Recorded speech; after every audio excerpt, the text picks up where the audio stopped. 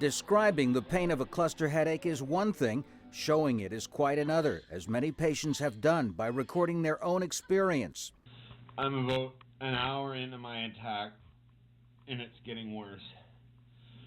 The waves of pain spread from the major facial nerve but seem to be activated by the brain's hypothalamus, which regulates the body's sleep and wake cycles. All these parts of the brain are kind of acting in concert to create these short but incredibly intense and severe storms of pain for cluster headache patients. Cluster headaches can last 1 to 3 hours at a time, coming either in daily attacks or in cycles lasting months. After 4 months of this, your suicide looks like a pretty good option. And it's not that you want to kill yourself, you want to get rid of the pain. It's a disorder that can make normal daily activity nearly impossible. I just keep myself isolated because I can't be around people.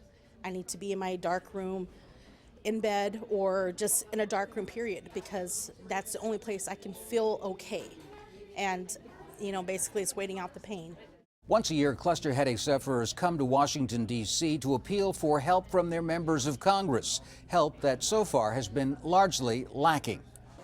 Breathing pure oxygen has been shown to shorten the attacks, but the government's medical insurance plans won't cover it.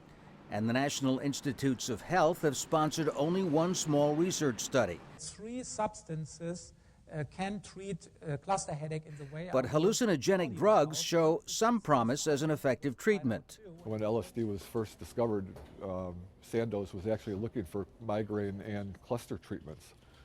So that was in the mix at that point, and then it got shelved for 40 years. But as restricted substances like marijuana become a mainstream treatment for some illnesses, those suffering from cluster headaches want the laws to give the same kind of special attention to their pain.